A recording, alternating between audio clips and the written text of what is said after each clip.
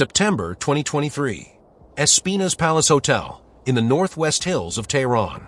It's past midnight. Iranian riot police form a line at the entrance. It doesn't hold. Hundreds of fans crash through, pour into the lobby, and start filling the corridors of one specific floor of a five-star hotel in the capital of a country most Portuguese people have never set foot in. They are not there for a protest. They are not there for a politician. They are chanting one name: Cristiano. He's been in Iran for less than 12 hours. He hasn't played a single minute yet. And thousands of grown adults have already decided that sleeping tonight is optional because there's a chance, one small chance, that he might walk past a window. This is not a fan story. This is a logistics story. Because here's the thing nobody says out loud. Cristiano Ronaldo has not stepped into a public space alone since roughly 2004. And every single time he tries, something specific activates around him. Not vibes. Not attention. An actual machine. 16 people on his personal staff. Twin brothers earning $250,000 a year each, walking 2 steps behind him. A €50 million plane on standby with his initials next to the door. Restaurants he co-owns so he can eat one meal without a phone in his face. And it still fails. Constantly. 5 people jumped the security barrier at Euro 2024 to touch him. One of them grabbed him by the neck. A different fan invaded a Portugal training session with 50,000 people trying to buy 6,000 tickets.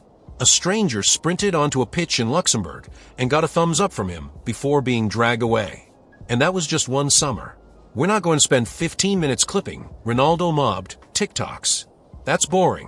What we're going to do is take one full walkthrough of what actually happens the second Cristiano Ronaldo crosses a doorway. The staff that moves before he does. The moves he has to make that no other footballer has to make. The countries where his own hotel isn't safe. The times the protocol works. The times it collapses on live TV. And the moment, in a Madrid nightclub on New Year's Eve, when he found a small crack in the system and called it one of the best nights of his life. Because if you strip out the medals, the goals, the cars, and the sponsorship deals, this is what's left. A man who has to negotiate his way into a normal 10-minute walk. And a small government that has to be paid, staffed, and deployed to make even that possible. Some of what you're about to hear is public record. Some of it comes from his own former bodyguard, who spoke on camera in 2025. And some of it is what we can piece together from the incidents themselves. The pattern is consistent enough that after 6 blocks, you'll never look at "he's just a celebrity" the same way again. The first thing to understand is who exactly walks with him. Because the number is bigger than you think. 16. That is the size of Cristiano Ronaldo's personal staff under his Al Nassr contract in Saudi Arabia. Not team staff. Not sponsor staff. His people. 4 of them are security. The other 12 handle everything from meals to translation to travel. It is functionally a small company that exists for one client. Pre-season in Austria, one report from local media counted 16 bodyguards specifically around him during training. Not the whole squad. Him. That's a number closer to what you'd see around a visiting president than a football player. And it exists for a very simple reason. Cristiano Ronaldo cannot afford one bad incident. Not because he's fragile. Because there are enough incidents already on the record to prove that when a crowd decides to move, no single person can stop it. The core of that security, for years, has been a pair of twin brothers. Sergio and Jorge Ramilheiro. Portuguese. Both trained specifically in close protection. They joined him during his second stint at Manchester United and stuck with him through the move to Al Nassr. In photos, you can pick them out because they're always positioned at the 2 clock angles behind his shoulders. Never in front, never blocking cameras. Just there.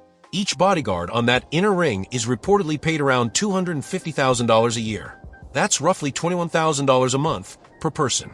Multiply it out and Ronaldo is spending $500,000 a year just on the humans standing near him. And that's before you count logistics, cars, radios, hotel room blocks, and the advanced work of scouting a venue before he arrives. In April 2025, there was a small, quiet reshuffle. Ronaldo and his partner Georgina Rodriguez replaced their existing security team and brought in a new chief bodyguard, a Portuguese specialist named Claudio Miguel Vaz. No press release. No drama. Just a shift, done between 1 week and the next, the way any real close protection operation would do it. If you're not paying attention, you don't even notice. If you are, you can see the entire structure quietly rebuilding itself. Georgina has her own layer on top of that. When she goes shopping in Riyadh or Madrid, she does not go alone. When the kids go to school, they don't go alone either. There is no version of daily life in this household that involves one adult opening a front door and stepping out. The concept doesn't exist. It stopped existing the year he won his first Champions League. Here's the part that gets missed. This machine isn't defensive. It's proactive. The advanced team scouts the restaurant before the reservation. They confirm the entry and exit. They map the interior.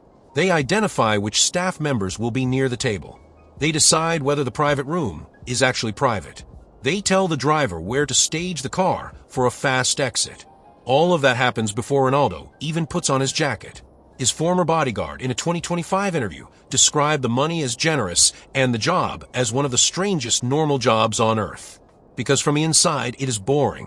99% of shifts, nothing happens. But the 1% is what the whole structure exists for. And in the last 3 years alone, that 1% has shown up in stadiums, in training grounds, in hotel corridors, and in one case, in the middle of a live televised match. Which brings us to the moments the machine doesn't hold. There is a strange rule with Cristiano Ronaldo. The bigger the stadium, the more likely the security perimeter is to fail. Summer of 2024. Dortmund, Portugal versus Turkey at the Westfalen Stadion, a stadium built to hold over 80,000 people with the most experienced private security in European football deployed for UEFA tournament match. In the 69th minute, one child slips past the stewards, sprints onto the pitch, and gets a selfie with Ronaldo before anyone can react. Ronaldo poses for it. He smiles. He waves the kid off. It looks charming. It is in reality a full security breach on live television. Then it happens again. 15 minutes later, an adult male vaults the barrier, gets to Ronaldo, and appears to grab him by the neck, attempting a second selfie. Then a third invader. Then a fourth. Then a fifth. 5 separate people, in a single match, cleared the barrier and made physical contact with him before security shut it down. 5. In one match. UEFA later called it a major security failure. German outlets described it as one of the worst on-pitch protection collapses of the tournament. Rewind to the week before. Portugal opens a public training session in Germany.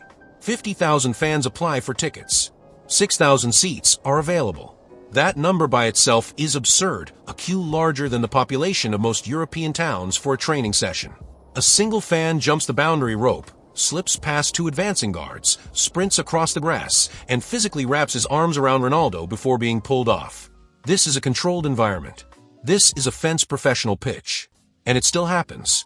In a Euro 2024 qualifier against Luxembourg the previous year, another pitch invader made it all the way to him. Ronaldo, at that point, had clearly decided this was going to be his life for the rest of his career. He gave the guy a wink, a thumbs up, and let the stewards escort him off. No irritation. No fight. It was almost routine. Is not always routine. April 2022. Goodison Park. Manchester United had just lost 1-0 to Everton. Ronaldo, walking off the pitch, encountered a young fan filming him on a phone. There's video of what happens next. Ronaldo slaps the phone out of the boy's hand. The phone hits the concrete. The boy is 14 years old and reportedly autistic. Merseyside police open an investigation. Ronaldo is interviewed under caution. He is charged by the English Football Association. He issues a public apology and invites the family to Old Trafford. That single 10-second moment tells you something the polished lifestyle content never does. There is a threshold, and once you cross enough matches, enough losses, enough phones pointed at your face after a professional humiliation, that threshold gets thinner. He's not a robot. Even the man with the 16-person staff and the $250,000 guards can have his composure snap in a corridor after a bad night. There's another one in Armenia. Portugal wins. Fans invade the pitch.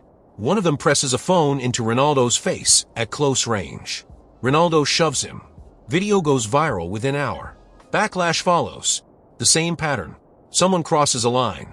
He reacts. It gets clipped. Zoom out from every one of these incidents, and you see the same thing. The machine we described in the last block is designed for controlled environments. Hotels, restaurants, car exits. What it cannot fully solve is a stadium, because a stadium is the one place where thousands of people are legally allowed to get within meters of him, and where the crowd itself becomes the security threat. And there's exactly one region in the world where the crowd threat scales into a different category entirely. January 2023. Cristiano Ronaldo lands in Riyadh to sign for Al Nassr. What happens over the next 48 hours is unlike anything in the previous 20 years of his career. Fireworks, state-run press conferences, a 25,000-seat stadium, Mosul Park, filled to capacity for a player who has not kicked a single ball for the club, who is not going to play that night, whose event is essentially just standing up and waving. The chant of his name starts hours before he arrives. This is not fan cam footage. This is Al Jazeera and every major regional broadcaster carrying it live. In interviews, Saudi officials describe the deal not as a transfer, but as an infrastructure investment, the equivalent of hosting a small World Cup for the launch of one man. Everything shifts after that. The Saudi Pro League title race between Al Nassr and Damac generates what regional media called unprecedented scenes. The Saudi Super Cup produces a ticket meltdown so severe that official and unofficial platforms both froze under the load, with resale prices spiking within hours. Fans arrive hours before kickoff just to be near the entrance. Not to enter, to be near it. Then, February 2024. Match against Al-Shabaab. Al Nassr wins 3-2. In the stands, the away fans, taunting him, start chanting Messi, Messi, Messi. His reaction goes global within minutes. He makes a thrusting gesture with his hand toward his groin in the direction of the crowd. The Saudi Arabian Football Federation suspends him for one game. He is fined 30,000 riyals, about $8,000. Some Saudi commentators on state-aligned outlets call publicly for him to be deported. He is not deported. He is quietly reintegrated within days. But the incident makes a very specific point. Even in the country that treats him as a national asset, the tolerance is not unlimited. Now come back to Tehran, September 2023, where this video started. Al Nassr plays Persepolis in an AFC Champions League tie. It is the first proper home-and-away Saudi-Iranian club fixture since the two countries formally restored diplomatic relations. That geopolitical detail matters because it means the Iranian government has an interest in the visit going smoothly. Riot police are pre-positioned around the team hotel. It doesn't matter. Fans surge past the cordon, pour into the lobby, flood the corridors, and press against the elevator banks, chanting his name. Some make it to the interior hallways of the floor he is on. Journalists on the ground describe it as one of the largest spontaneous fan gatherings the city has seen in a decade for any figure, athlete, or politician. The match itself is played behind closed doors. But the story of the trip becomes not the football. It becomes the hotel. Earlier, at the 2018 World Cup in Russia, Iranian fans had run a smaller version of the same play outside Portugal's team hotel, standing on the street blowing horns through the night to keep the squad from sleeping. Ronaldo, exhausted, walked to the window and on camera politely asked them to please stop. They did not stop. The pattern is old. The scale keeps growing. Add all of it together. Riyadh, Damac, the Super Cup, the Al-Shabaab gesture, Persepolis in Tehran, and you get a region where the crowd volume dial is stuck on maximum. In Europe, there is at least infrastructure to filter the demand, private clubs, members-only lounges, blocked-off streets. In Riyadh and Tehran, the demand from ordinary fans is identical, but the filters are thinner. The result on video looks less like a football player arriving and more like the arrival of a religious figure. Which is exactly why, when he wants to actually be in a room without any of this, he has had to build the escape route himself. There is a Bombardier Global Express XRS parked at Riyadh's private terminal. Registered to Cristiano Ronaldo. 50 million euros. His initials, CR7, printed next to the passenger door. A silhouette of his celebration pose on the fuselage. Cruise speed above 900 kilometers an hour. Range over 9,000 kilometers, enough to fly non-stop from the Persian Gulf to Lisbon without a refuel. He upgraded to it from a Gulfstream G200, which is not a small plane either. The interior is reportedly customized with reinforced entertainment suites, cabin pressurization designed to reduce fatigue on long flights, and a configuration that lets him move his entire family plus his security detail plus staff on a single hop. The jet does one thing more important than transport. It removes airports from his life. No terminal, no lounge, no luggage carousel, no queue of 200 phones raised. Direct car to tarmac, tarmac to car. Then there's food. Ronaldo, along with Rafael Nadal and Pau Gasol, co-owns Tadal, a Mediterranean restaurant in Dubai with a 1920 speakeasy design inside the Boulevard Hotel. Being a co-owner is not a vanity move, is a security move. It means when he sits down to eat, the staff are trained to his rules, the layout is his rules, and the private rooms exist because he needed them to exist. The paella and cheesecake are secondary. The real product is a table where he can order without a stranger filming him mid-bite. Not everything is that controlled. In Madrid one night, Ronaldo takes Georgina to dinner in his £8.8 million Bugatti Centodieci. The Bugatti Centodieci is not a discreet car. There are fewer than a dozen in existence. Within minutes, a crowd forms around the vehicle. Fans chant his name, press phones against the window, and take selfies through the glass while he is trying to leave. Video of it circulates the next morning. The lesson from his own side is obvious. Sometimes the machine can't save you. Sometimes you drove yourself into the trap. Which is why the single most human story about him in the last decade has almost nothing to do with football. New Year's Eve, Madrid. Ronaldo is still at Real Madrid. He and a friend go to a wig shop earlier in the day and buy a full disguise, natural hair wig, mustache, jacket. He puts it all on and walks into a nightclub. Nobody recognizes him. Not the bouncer, not the bartender, not the person standing next to him at the bar. He dances. He drinks. He talks to strangers who talk back to him like a person, not an event. He later described it, in his own words, as one of the best nights of his life. Because for a few hours, he was invisible. He was briefly a random guy in Madrid on New Year's Eve. The most photographed athlete of his generation, and the memory he singled out is the night nobody knew who he was. That story tells you what the machine is really for, and what it will never give him. It can guard his door. It can shield his family. It can move him city to city. It cannot give him 30 minutes of being a stranger to strangers. The only way he has found to get that is to remove his own face. Everything else, the twin brothers, the €50 million plane, the co-owned restaurant, the pre-scouted exits, is an attempt to solve a problem that has no clean solution. Because the moment he takes off the wig, it starts all over again. The floor collapses. The lobby fills. The chant starts. And the machine has to move. There's one quote from Ronaldo himself that closes the loop cleanly. He said it years ago, and he has said versions of it since. I have practically no private life. I'm already used to this and ready for it. Yes, sometimes it is hard, but it is the choice I made. Read that carefully. Not, sometimes I get bothered. Not, fame is a challenge. He says he has practically no private life. As a factual statement. From the person actually living it. That is not a complaint from a man who has everything. That is a description of the trade the moment you sign it. Think about what that trade actually looks like day to day. 16 people on staff, 4 of them full-time security. $500,000 a year on protection alone. A €50 million jet whose primary job is to remove crowds from his life. A restaurant he had to co-own to eat one meal in peace. Twin brothers walking 2 paces behind him from the airport to the elevator to the hotel room to the car park.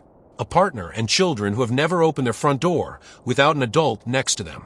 A Saudi federation that can suspend him but cannot deport him because he is worth more than the fine. Iranian fans flooding a hotel corridor at 2 in the morning. A pitch invader in Dortmund who almost strangled him during a selfie attempt on live television.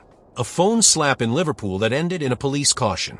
And a wig in a Madrid nightclub that gave him one of the best nights of his life. That is not the price of fame. That is the specific price of being Cristiano Ronaldo in the year 2026. Nobody else in football pays it at this scale. Not Messi, who lives in Miami with a private but much smaller footprint. Not Mbappe, who is famous in France but can walk through most of Manhattan reasonably unbothered.